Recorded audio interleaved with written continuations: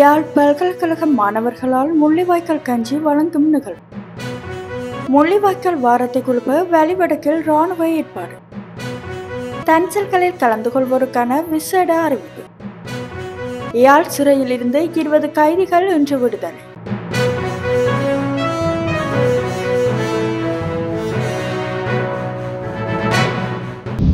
முள்ளிவாய்க்கால் மண்ணில் இறுதி யுத்த நேரத்தில் அங்கிருந்த மக்கள் தமது உயிரை காப்பதற்காக தயாரித்து அருந்திய முள்ளிவாய்க்கால் கஞ்சியை நினைவு கூறும் முகமாக முள்ளிவாய்க்கால் கஞ்சி வழங்கும் நிகழ்வு இன்றைய தினம் யாழ் பல்கலைக்கழக மாணவர்களால் முன்னெடுக்கப்பட்டது. வரலாற்றினை அடுத்த தலைமுறைக்கு எடுத்து செல்லும் நோக்கில் இந்த உப்பில்லாத முள்ளிவாய்க்கால் கஞ்சியானது யாழ் வல்வெட்டித்துறை பகுதியில் காட்சி வழங்கப்பட்டது. முள்ளிவாய்க்கால் நினைவேந்தல் வாரத்தில் தமிழர் தாயகமெங்கும் முள்ளிவாய்க்கால் கஞ்சியை தயாரித்து வழங்கும் செயற்பாட்டில் யாழ் பல்கலைக்கழக மாணவர்கள் ஈடுபட்டுள்ளனர். அத்துடன் எதிர்வரும் புதன்கிழமை 14ஆம் திகதி யாழ்ப்பாணம் பல்கலைக்கழக கட்டட தொகுதியில் மாபெரும் இரத்த தான நிகழ்வு ஒன்றினையும் பல்கலைக்கழக மாணவர்கள் ஏற்பாடு செய்துள்ளனர்.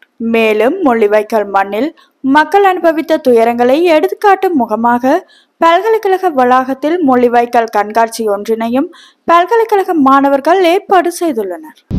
முள்ளிவாய்க்கால் நினைவேந்தல் வாரம் ஆரம்பித்திருக்கும் நிலையில் வெளிவடக்கில் விடுவிக்கப்படாத மக்கள் காணிகளில் இராணுவத்தினர் பெரும் விமர்சையாக வெசாக் கொண்டாட்டங்களில் ஈடுபட்டுள்ளனர். வெளிவடக்கில் தமிழ் மக்களின் காணிகள் பலவும் இராணுவத்தினால் விடுவிக்கப்படாதுள்ளன. அந்த காணிகளை விடுவிக்க வேண்டும் என்று பல ஆண்டுகளாக கோரிக்கைகள் விடுக்கப்படுகின்ற போதும் பல்வேறு காரணங்களை காட்டி இராணுவம் காணிகளை விடுவிக்காது இழுத்தடித்து வருகின்றது. இந்த நிலையில் அடாவடித்தனமாக கையகப்படுத்தி வைத்திருக்கும் பொதுமக்களின் காணிகளில் இராணுவத்தினர் தற்போது பெரும் எடுப்பில் வெசாக் கொண்டாட்டங்களை ஆரம்பித்துள்ளனர்.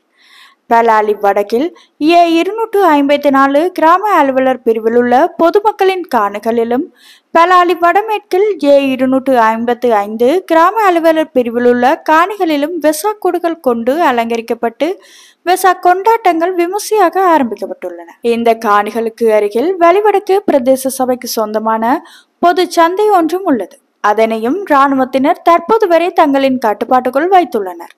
போரில் கொல்லப்பட்ட தங்களின் உறவுகளை நினைவு கூறும் முள்ளிவாய்க்கால் நினைவேந்தல் வாரம் தமிழ் மக்களால் கடைபிடிக்கப்படும் நேரத்தில் இராணுவத்தினரால் வெசாக் கொண்டாட்டங்கள் பெருமடுப்பில் ஆரம்பிக்கப்பட்டுள்ளன. முள்ளிவாய்க்கால் நினைவேந்தல் வாரத்தை குழப்பி திசை திருப்பும் வகையிலேயே பௌத்த மக்கள் வாழாத இன்னமும் படை கட்டுப்பாட்டில் இருக்கும் தமிழ் மக்களின் நிலங்களில் இவ்வாறு பெருமடுப்பில் இராணுவத்தால் வெசாக் கொண்டாட்டங்கள் ஆரம்பிக்கப்பட்டுள்ளன என்று தமிழ் மக்கள் விசனம் தெரிவித்துள்ளனர்.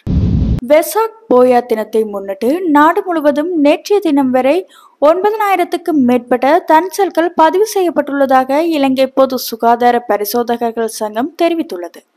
மேலும் தன்சல்களை பரிசோதிப்பதற்காக 2500 பொது சுகாதார பரிசோதகர்கள் பணியில் ஈடுபட்டுள்ளதாகவும் தெரிவிக்கப்பட்டுள்ளது. மேல் மாகாணத்திலேயே அதிகளவான தன்சல்கள் பதிவு செய்யப்பட்டுள்ளதாக பொது சுகாதார பரிசோதகர்கள் சங்கத்தின் செயலாளர் தெரிவித்துள்ளார். உணவு தயாரிக்கும் பகுதிகள், தன்சல் நடைபெறும் இடங்கள், மூலப்பொருட்கள் மற்றும் நீரை தொடர்ந்து பரிசோதிக்குமாறு பரிசோதகர்களுக்கு அறிவுறுத்தப்பட்டுள்ளதாகவும் அவர் தெரிவித்துள்ளார். இருமல், சளி அல்லது தொற்று நோய் காணப்படுபவர்கள் தன்சல்களில் கலந்து கொள்வதை தவிர்க்குமாறு அறிவுறுத்தப்பட்டுள்ளனர். வெசாக் தினத்தை முன்னிட்டு யாழ்ப்பாணம் சிறைச்சாலையில் இருந்து 20 கைதிகள் இன்று விடுதலை செய்யப்பட்டனர். வெசாக் பண்டிகையை முன்னிட்டு ஜனாதிபதியின் பொது மன்னிப்பின் கீழ் நாடு பூராகவும் 388 சிறை கைதிகள் இன்று விடுதலை செய்யப்படுகின்றனர். சிறு குற்றங்களுக்காக குறுகிய கால சிறை தண்டனை விதிக்கப்பட்ட கைதிகளே இவ்வாறு விடுதலை செய்யப்படுகின்றனர். அதன்படி யாழ்ப்பாணம் சிறையில் தடுத்து வைத்திருந்த 20 கைதிகள் இவ்வாறு விடுவிக்கப்பட்டுள்ளனர். கைதிகளை யாழ்ப்பாணம் சிறைச்சாலை அத்தியட்சகர் DI ஜெயவர்தன உள்ளிட்ட சிறைச்சாலை அதிகாரிகள் கைலாக்கு கொடுத்து வழி அனுப்பி வைத்தனர்.